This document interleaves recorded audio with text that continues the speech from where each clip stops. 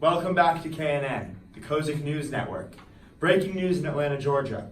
The mayor has surrendered his city to the Union. We have two reporters on the scene. Over to you, Maya and Mia. Today is September 2nd, and we are currently standing in Atlanta, Georgia with some breaking news. Just 1.5 months ago, on the 22nd of July, a battle broke out between the Union and the Confederates right here in Atlanta. And earlier today, the mayor and citizens of Atlanta have finally surrendered the city to the Union. The two opposing sides met here in July, the Union Army being led by William T. Sherman and the Confederate Army being led by General Joseph E. Johnston. After the Union Army arrived in Atlanta from Tennessee, the Confederate Army fled due to being outnumbered and fought defensively as they retreated. Confederate General Johnston was soon replaced by General Bell Hood. Hood decided to fight back on July 20th when he attempted to push back one of Sherman's three armies located at Peachtree Creek. Although the Union suffered a great damage from this attack, about 1,700 casualties, they held their position and inflicted even more damage on the Confederates with at least 2,500 casualties. Hood remained determined. 2 days later, he sent a large group of his men at night to attack the left flank of the Union Army. Although they met the opposing side by surprise, the Union Army was able to fight Confederate divisions head-on. Throughout the day, the Confederates tried to launch a series of attacks to dislodge the Union Army, but even by sundown, they were not successful in doing so.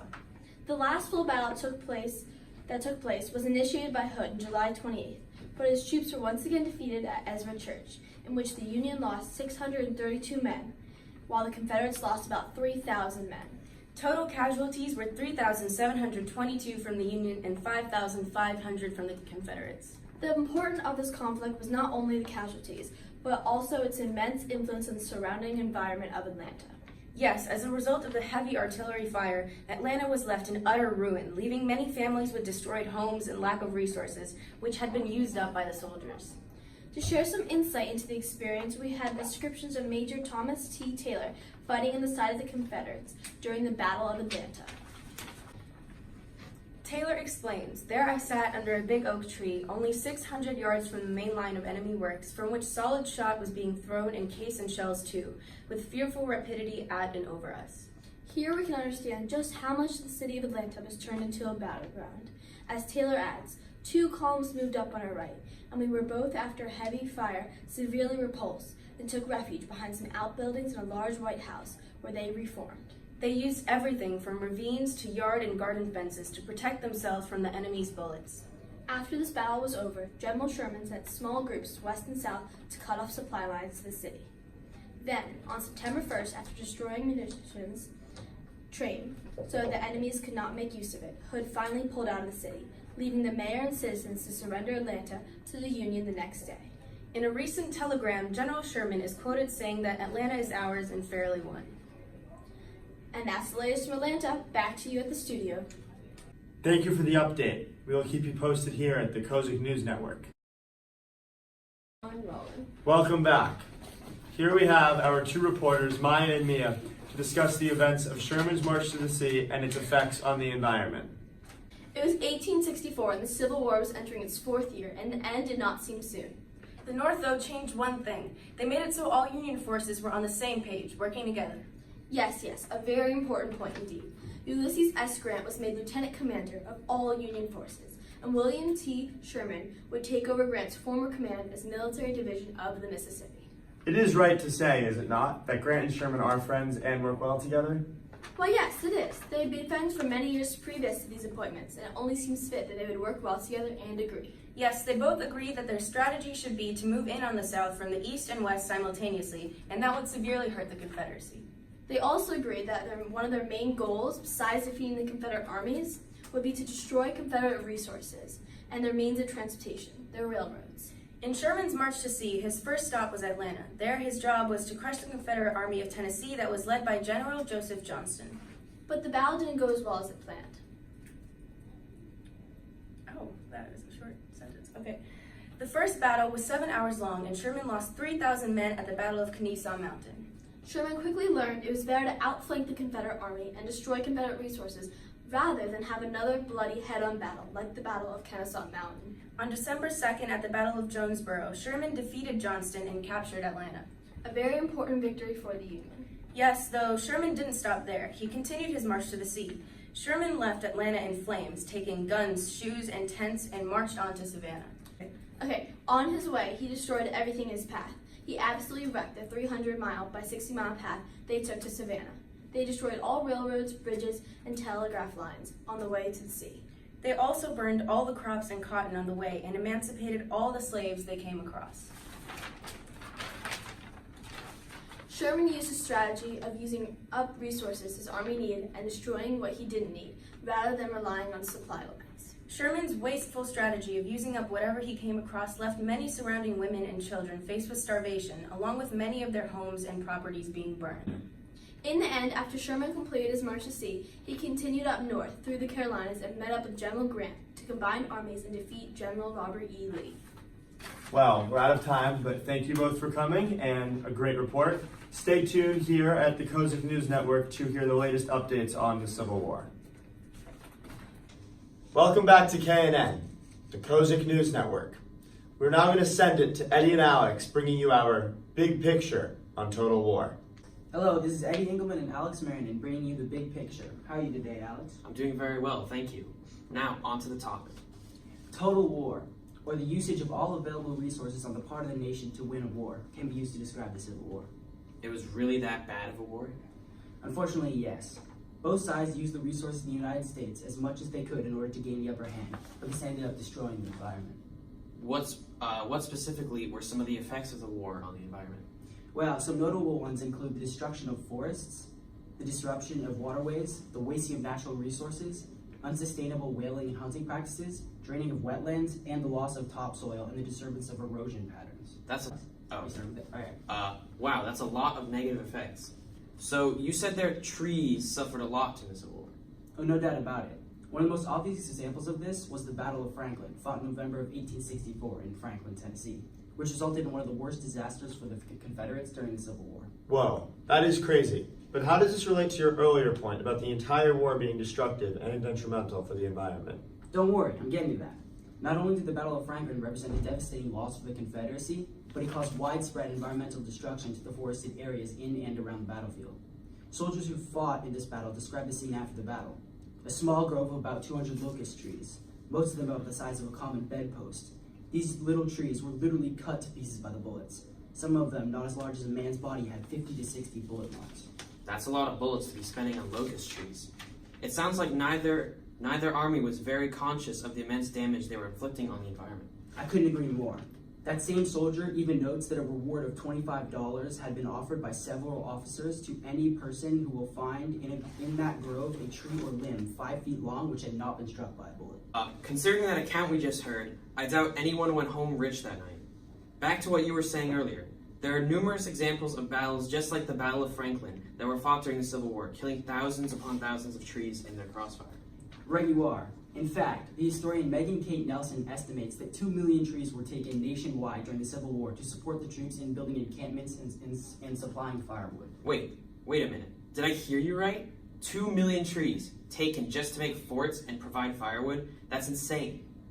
Now that I think about it, that doesn't even include the thousands upon thousands of trees destroyed by the armies. That's exactly what I was thinking. Not only did both armies destroy thousands of trees in their quest for power, but they also chopped down 2 million trees to use in the war for things like heat and shelter. And trees were not the only thing in the environment that suffered as a result of the Civil War. The loss of topsoil across the United States at the time was massive. Sorry, let me stop you there for just a second. What is topsoil? I honestly didn't know about it until recently. But topsoil is crucial for storing the water and nutrients that agricultural crops and native plants need to survive. Sounds like something we should be protecting, considering how important farming is and was for the United States. You would think so, wouldn't you? But this was definitely not the case during the Civil War. One of the best examples we have of this is the Battle of the Crater. Crater? As in the giant hole in the ground? Yes, sir. On July 30th, 1864, during the siege of Petersburg, the Union Army, operating under the orders of Lieutenant General Ulysses S. Grant, exploded a super destructive mine. The goal was to blow a gap in the tough Confederate defense, allowing the Union Army to march in and wreak havoc. Well, did that end up working? Oh, it worked all right, though possibly a little bit too well. What do you mean by that? Well, the explosions did kill 278 Confederate soldiers instantaneously. And not only that, the explosion even rendered thousands of the soldiers who survived the blast essentially useless for around 15 minutes as they tried to organize themselves and regain their bearings. Well, that sounds like an overwhelming victory to me. Well, it was a victory for the army, but the environment suffered heavily from the massive explosion. The blast created a huge depression in the earth that is still there to this very day. The hole itself was 170 feet long, 120 feet wide, and at least 30 feet deep. Oh, so that's why it's called the Battle of the Crater. You're correct. The battle was eventually named after the huge crater. Getting back to the effect on the environment, the massive destruction of land destroyed most of it, if not all the topsoil in the area, making it near impossible for plants to survive. Or even for man-made crops to be planted there. Sounds awful. Oh, it was. That reminds me. I forgot to mention that explosions were not even the only way topsoil was destroyed during the Civil War. Well, what other way could topsoil be affected so deep in the ground?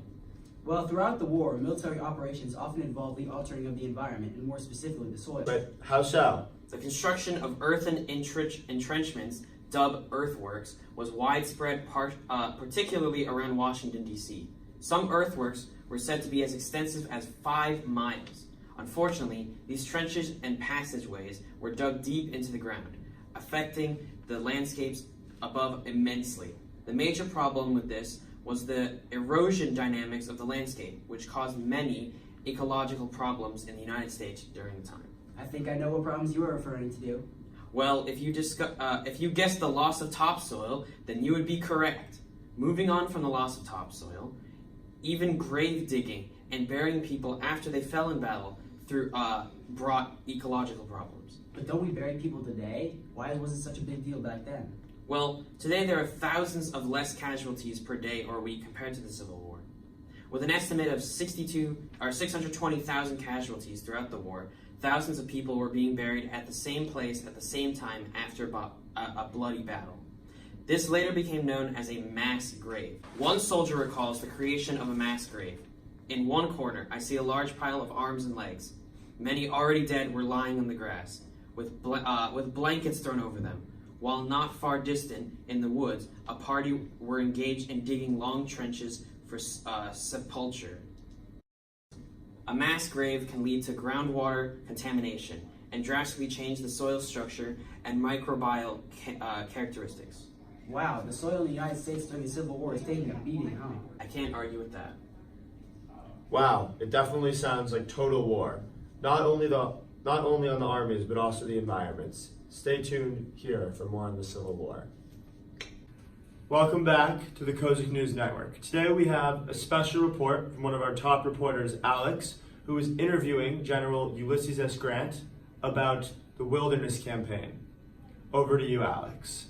Thank you, Josh. And with me right now, I have the Union General Grant. Oh yes, that is me. So Ulysses, how is this so-called Wilderness Campaign? It took place in Northern Virginia in an area known as the Wilderness, which is the Orange and Spotsylvania counties. Oh, and it wasn't pretty at all. We had been fighting the Confederates, who were commanded by General Robert E. Lee, for only a few days, but it felt like years out here. I've heard it was very bloody. How many men were lost during this battle? It was a horrid sight to behold, and in total, around 30,000 bodies were found dead. That sounds terrible. I hope everyone on both sides can find solace in the men lost. There have been some rumors of both sides of the war using war attrition, which is the cause of such a high body count for a battle that was not very long. Is this true? Unfortunately, this is true. Even though the battle was only a few days, we had to use war attrition, which is a very brutal form of combat. It is a strategy to keep throwing troops out in order to overwhelm as many of their troops as we were forced to use it to assault the Southern troops. I have also heard reports that there may have been many uses of the trees during the battle. Is this also true? It is indeed. If we look to the forests of Northern Virginia, many trees were left dead, shot up, or burnt with no leaves. Many soldiers suffered grave injuries from forest fires, and many more lost their lives. Although many trees were destroyed during combat, many were also chopped down to use as supplies for our needs. Was it just trees, or were there any other major impacts on the environment? Because of the chaos and war attrition, the impact on the environment was devastating, especially to the ground surrounding the battle.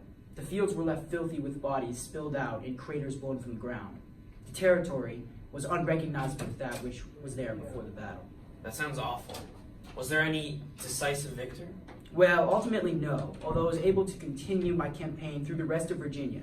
Many say the battle had ended in a draw, so there was no distinct winner in this one. Thank you for your insight, Mr. Grant. Back to you, Josh.